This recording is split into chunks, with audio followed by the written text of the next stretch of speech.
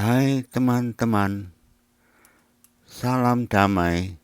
Selamat berjumpa kembali di channel Opa. Hari ini saya mau mengajak teman-teman berbicara mengenai surga. Kita orang yang percaya kepada Tuhan tahu dan menyadari bahwa setelah kita mati hanya ada dua pilihan, surga atau neraka. Umat Kristen yang sudah percaya kepada Yesus, ternyata di antara mereka ada yang ditolak oleh Yesus. Seperti yang ada di ayat Matius 7, 21-23. Bukan setiap orang yang berseru kepadaku, Tuhan, Tuhan, akan masuk ke dalam kerajaan surga, melainkan dia yang melakukan kehendak Bapakku yang di surga. Pada hari terakhir, banyak orang akan berseru kepadaku, Tuhan, Tuhan, bukankah kami bernubuat demi namamu dan mengusir setan demi namamu dan mengadakan banyak mujizat demi namamu juga? Pada waktu itulah aku akan berterus terang kepada mereka dan berkata, aku tidak pernah mengenal kamu. Mereka bukan hanya percaya, tetapi mereka sudah melayani, membuat mujizat, mengusir setan, menyembuhkan dalam nama Yesus. Apalagi orang yang tidak pernah melayani, hanya bermodal percaya kepada Yesus, kemungkinan ditolak tentu semakin besar. Lalu apa yang harus kita perbuat? Sepertinya ikut Yesus tidak ada kepastian untuk bisa selamat. Bukankah ajaran beberapa gereja mengatakan, orang yang percaya kepada Yesus pasti masuk surga? Ternyata umat yang sudah melayani dalam nama Yesus ditolak oleh Yesus. Saya khawatir, saya akan memberikan petunjuk. Jangan khawatir, saya akan memberikan petunjuk sesuai dengan yang diajarkan langsung oleh Yesus. Saya yakin 100% Anda pasti masuk surga. Mari saya jelaskan. Dengarkan baik-baik. Bagaimana caranya kita dapat dipastikan masuk surga? Yaitu harus mengikuti petunjuk Tuhan Yesus secara benar. Ada dua syarat yang harus kita penuhi. Pertama, harus mengikuti prosedur tatanan yang sudah ditetapkan oleh Allah Bapa, yaitu semua orang harus dibaptis air dan dibaptis roh.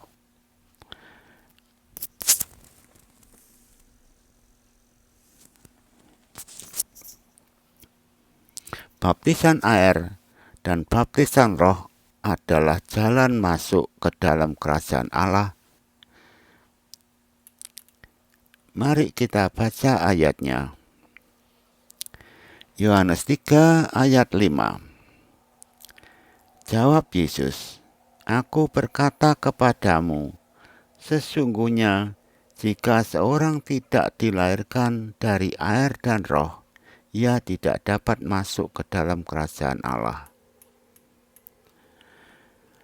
Yohanes Pembaptis pernah berkata, Aku membaptis kamu dengan air. Nanti ada orang yang lebih berkuasa daripadaku, maksudnya yaitu Yesus, akan membaptis kamu dengan Roh Kudus. Baptisan air dan baptisan roh adalah syarat mutlak yang harus kita lakukan. Baptisan air sudah jelas. Semua orang Kristen mengerti, yaitu dibaptis dengan air dalam nama Bapa, Putra, dan Roh Kudus. Yang masih perlu dijelaskan di sini yaitu baptisan roh. Banyak umat Kristen mengira seorang kalau sudah mendapat karunia mujizat, berbahasa roh, mengusir setan, penyembuhan, dan sebagainya, sudah menerima baptisan Roh Kudus. Pengertian yang salah ini perlu digarisbawahi, sebab pendapat ini bisa menyesatkan banyak orang.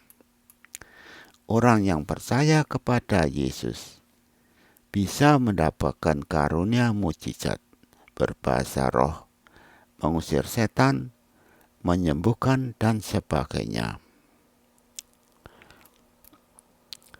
Saya berikan 2 contoh. Pada waktu Yesus masih bersama-sama dengan murid-muridnya, ada seorang yang percaya kepada Yesus dan bisa melakukan pengusiran setan, lalu ditegur oleh Yohanes. Contoh yang lain, Kornelius sebelum dibaptis oleh Petrus, sebagai bukti bahwa dia sudah percaya kepada Yesus, maka Kornelius pada waktu itu mendapat karunia berbahasa roh, sehingga Kornelius yang bukan orang Yahudi dibaptis oleh Petrus.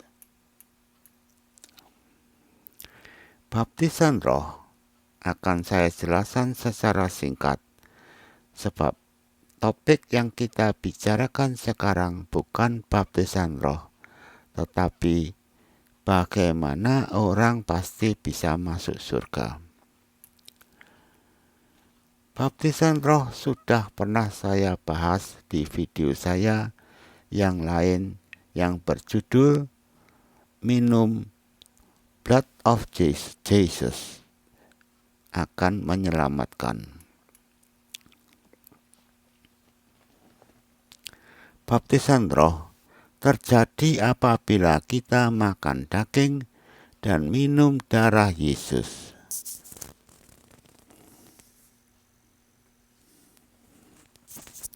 Sehingga roh kita diperdamaikan dengan Roh Kudus, dan roh dan tubuh kita menjadi bait Allah sebagai tempat tinggal Roh Kudus. Mari kita baca ayatnya. Yohanes 6 ayat 56. Barang siapa makan dagingku dan minum darahku, ia tinggal di dalam aku dan aku di dalam dia. Prosedur yang sudah dimeteraikan oleh Allah adalah sebagai berikut. Kita harus dipisahkan dari induknya lebih dahulu, yaitu Adam, melalui baptisan air, dalam nama Bapa, Putra, dan Roh Kudus, mengikuti kematian Yesus, sehingga dosa kita juga ikut terbawa mati. Supaya kita bisa tetap hidup, tunas yang sudah dipisahkan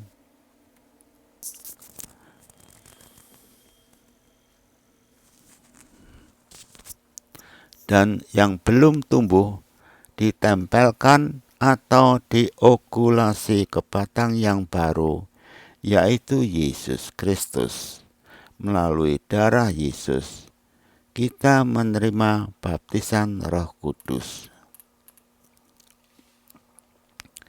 Kalau kita melakukan kedua baptisan tersebut, berarti kita sudah dilahirkan kembali. Kita bukan hamba dosa lagi, tetapi kita adalah anak Allah. Artinya kita sudah mendapatkan kasih karunia dari Allah. Sedangkan sekarang kita bisa membedakan arti kata karunia dan arti kata kasih karunia. Persamaannya yaitu keduanya adalah pekerjaan Roh Kudus. Perbedaannya, karunia diberikan pada orang yang percaya kepada Yesus.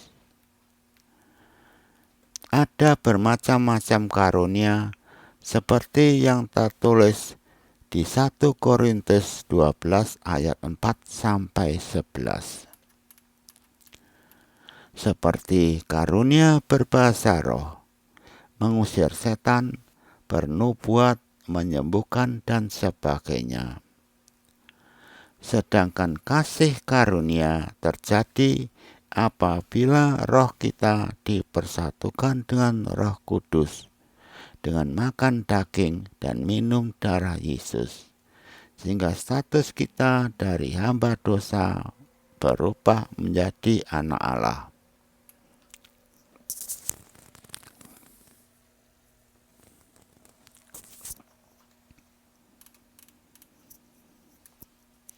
Kedua, mengasihi Tuhan Yesus lebih dari segalanya. Tuhan Yesus sudah lebih dahulu mengasihi manusia. Dia telah merelakan dirinya sendiri, dikorbankan menjadi anak domba Allah di kayu salib, untuk membebaskan manusia dari hamba dosa menjadi anak Allah. Supaya pengorbanan Yesus tidak sia-sia, Yesus tidak mau bertepuk sebelah tangan. Artinya, cintanya kepada manusia tidak terbalas. Maka kita umat manusia ditempatkan oleh Yesus sebagai mempelainya. Artinya, hubungan kita dengan Yesus tidak terpisahkan, dan cinta utama kita adalah kepada Yesus sebagai mempelai laki-laki.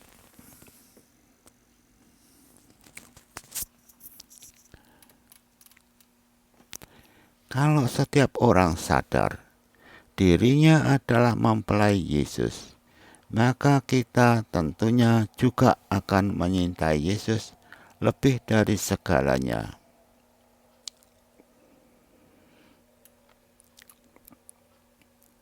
Kita baca ayatnya. Matius 10 ayat 37. Barang siapa mengasihi bapak atau ibunya lebih daripadaku, ia tidak layak bagiku. Dan barang siapa mengasihi anaknya laki-laki atau perempuan lebih daripadaku, ia tidak layak bagiku. Yesus telah membuktikan cintanya kepada kita lebih dahulu dengan menderita di kayu salib untuk menebus dosa-dosa kita. Kalau kita sadar dan kita bisa mencintai Yesus lebih dari segalanya, termasuk cinta kita sendiri, maka tentu kita tidak berminat lagi melakukan dosa.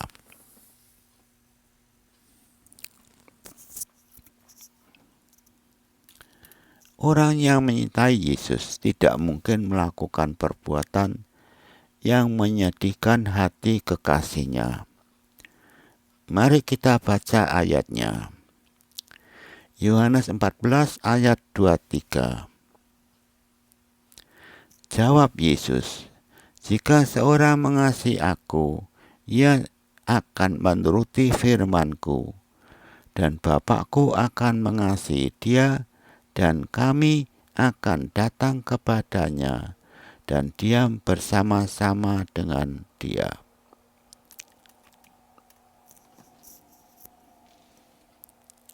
Kesimpulannya, jaminan 100% masuk surga.